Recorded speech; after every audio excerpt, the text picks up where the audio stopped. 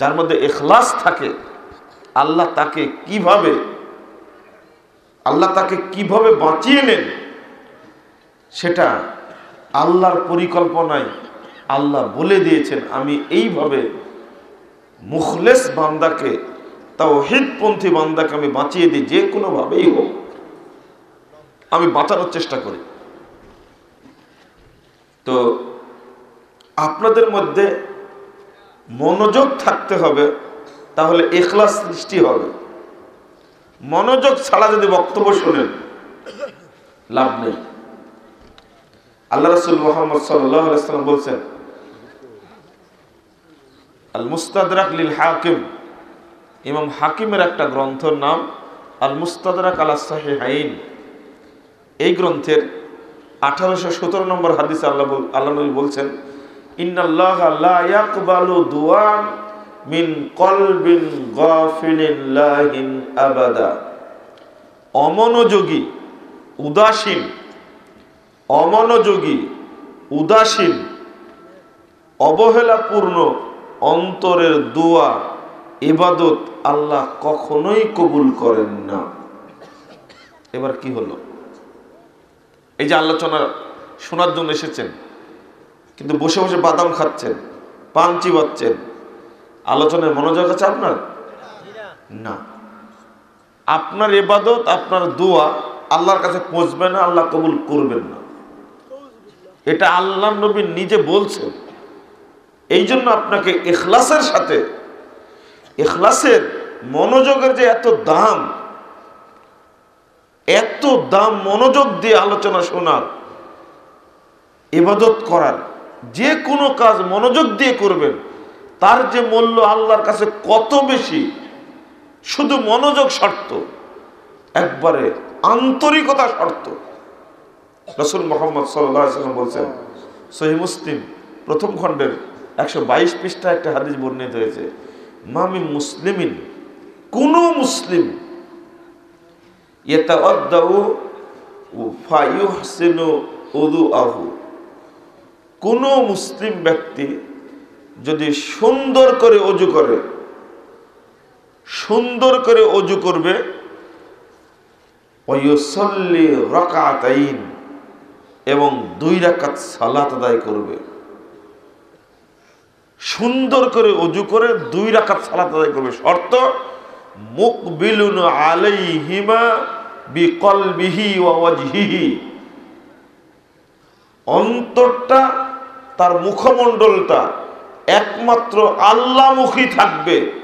ইখলাসের সাথে, মনোযোগের সাথে যে ব্যক্তি 2 রাকাত সালাত আদায় করবে সুন্দর করে অজু করে, ওয়াজাবাত লাহুল জান্নাহ, তার জন্য জান্নাত ওয়াজিব হয়ে যাবে।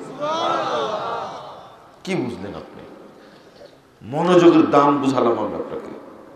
মনোযোগ, আন্তরিকতার সাথে, ইখলাসের সাথে কোনো কাজ যদি করেন, আল্লাহ নবী মুহাম্মদ সাল্লাল্লাহু আলাইহি ওয়াসাল্লাম আরেকটা হাদিসে বলছেন, মুয়াজ্জিন বলে, যতটা বাক্য মুয়াজ্জিন বলে, শ্রোতা যদি ততটা বাক্য উল্লেখ করে। আবার শুনুন, আমার দিকে মনোযোগ দিয়ে আলোচনা শুনতে হবে, না হলে আপনাদের আমি বুঝাতে পারবো না। যদি মুয়াজ্জিন যা মুখে বলছে, আপনারা কি আমার বক্তব্য স্পষ্ট বুঝতে পারছেন? দূর থেকে শব্দটা বাড়ি খাচ্ছে, কথা ভালো পরিষ্কার বোঝা যাচ্ছে না। এই জন্য আপনাদেরকে জিজ্ঞেস করলাম যে এখানে যারা উপস্থিত তারা কি আলোচনা শুনতে বুঝতে পারছেন? সুন্দর, আচ্ছা, আলহামদুলিল্লাহ। তো রাসূল সাল্লাল্লাহু আলাইহি ওয়াসাল্লাম বলছেন, মুয়াজ্জিনের সাথে সাথে যে ব্যক্তি বাক্যগুলো বলবে, হাত্তা ক্বালা লা ইলাহা ইল্লাল্লাহ, ক্বালা লা ইলাহা ইল্লাল্লাহ, মুয়াজ্জিনে বলল লা ইলাহা ইল্লাল্লাহ, শ্রোতাও বলল লা ইলাহা ইল্লাল্লাহ মিন কলবি। শ্রোতা যদি অন্তর থেকে উত্তরটা দেয়, একবারে মনোযোগ দিয়ে উত্তরটা যদি যায়, একবারে মনোযোগ দিয়ে অন্তর থেকে যদি জবাব দেয়, দাখালাল জান্নাহ, ও জান্নাতে চলে যাবে। শুধু আজানের শব্দগুলো মনোযোগ দিয়ে উত্তরে দিলে জান্নাত। এরপরে দোয়া পড়লে আলাদা ফজিলত, আমি দোয়া পড়ার ফজিলত বলিনি এখনো। আজান শোনার পরে যে ব্যক্তি দোয়া পড়বে, আল্লাহ রাসূল বলছেন হাল্লাত লাহু শাফাআতি, তার জন্য সুপারিশ করা আমার জন্য ওয়াজিব হয়ে যাবে। এই ফজিলত আলাদা, জবাবের ফজিলত একটা, আর আজানের জবাব দেওয়ার পরে দোয়া পড়ার ফজিলত আরেকটা। বুঝাতে পারলাম না? বুঝেছেন? আজানের জবাব দেওয়ার ফজিলত আলাদা, এখানে একটা শব্দ যোগ করলেন মিন কলবি, অন্তর দিয়ে বলতে হবে, মনোযোগ দিয়ে আন্তরিকতার সাথে বাক্যগুলো উল্লেখ করতে হবে। আর আমি যাব না, মনোযোগ আর বুঝাতে যাব না আপনাকে। আমি এই 3টা হাদিস উল্লেখ করেই বুঝাতে চাইলাম যে মনোযোগের দাম কত, আন্তরিকতার দাম কত আমরা জানি না। আল্লাহ রাসূল মুহাম্মদ সাল্লাল্লাহু আলাইহি সাল্লাম বলছেন আর একটা হাদিসে, 9559 নম্বর হাদিস, সুনানুল কুবরা লিল বাইহাকি, এই গ্রন্থের মধ্যে এসেছে মুহাম্মদ সাল্লাল্লাহু আলাইহি সাল্লাম বলেছেন আল ঈমান আস-সাবরু ওয়াস-সামাহা, ঈমান হলো ধৈর্য, ঈমান হলো আন্তরিকতা। আন্তরিকতার অপর নাম ঈমান, ধৈর্যের অপর নাম ঈমান, ঈমানের অপর নাম ধৈর্য, ঈমানের অপর নাম আন্তরিকতা। আন্তরিকতা, উদারতা, যার হৃদয়ে উদারতা নাই তার হৃদয়ে ঈমান নেই। শিরিক মুক্ত আমলের কত দাম! যদি কোনো ব্যক্তি শিরিক না করে, শুধু শিরিক করেনি, অন্য যতই পাপ করুক না কেন শিরিক করেনি, আল্লাহ রাসূল আল্লাহ রাব্বুল আলামিন বলছেন আল্লাযীনা আমানু ওয়া লাম ইয়ালবিসু ঈমানাহুম বিযুলমিন, সূরাতুল আনআম 82 নম্বর আয়াত। যারা ঈমান এনেছে আর ঈমানের মধ্যে শিরিকের মিশ্রণ করেনি, ঈমান এনেছে তো ঈমানের মধ্যে শিরিক নেই, একবার শিরিক মুক্ত ঈমান যে ব্যক্তি নিয়ে আসছে, আল্লাহ বলছেন উলাইকা লাহুমুল আমনু ওয়া হুম মুহতাদুন।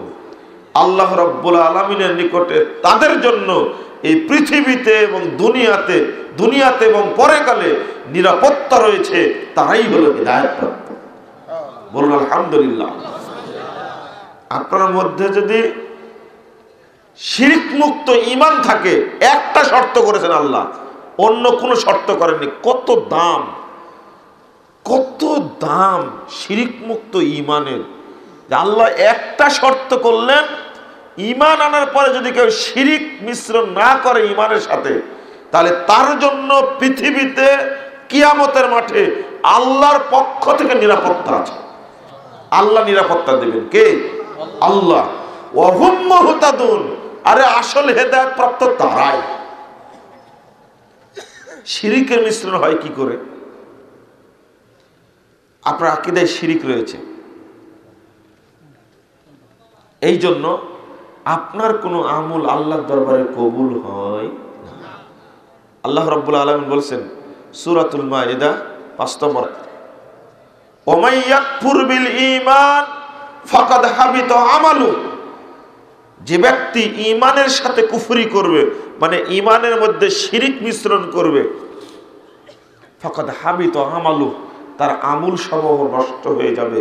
ওয়া হুয়া ফিল আখিরাতি মিনাল খাসিরিন, এই ব্যক্তি পরকালে জাহান্নামীদের অন্তর্ভুক্ত হবে। নাউযুবিল্লাহ।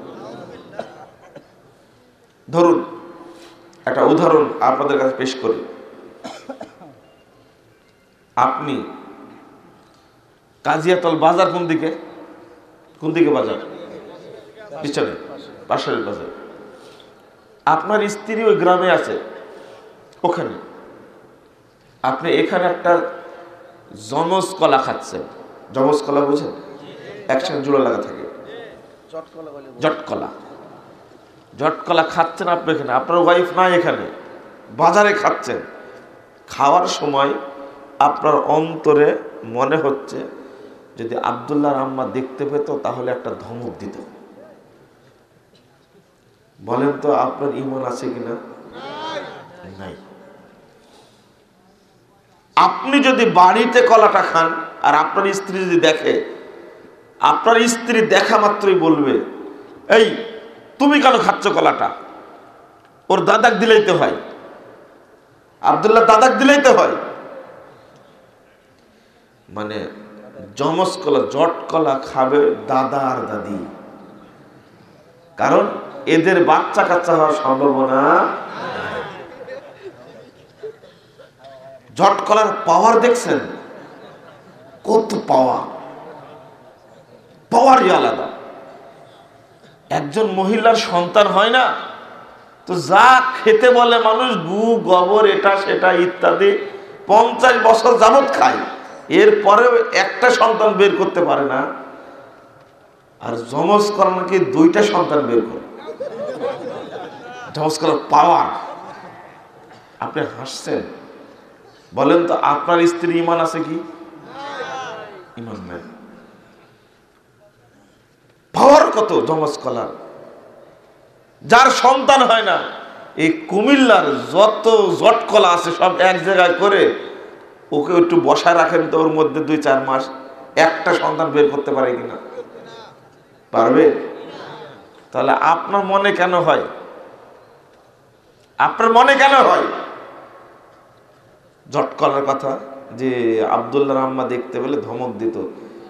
আপনি বাজারে খাচ্ছেন, কুমিল্লা বাজারে, নবীপুর বাজারে, মুরাদনগর খাচ্ছেন কলা, কিন্তু মনে মনে হচ্ছে আপনার, কারো কাছে প্রকাশও করছেন না আপনার ঈমান আছে।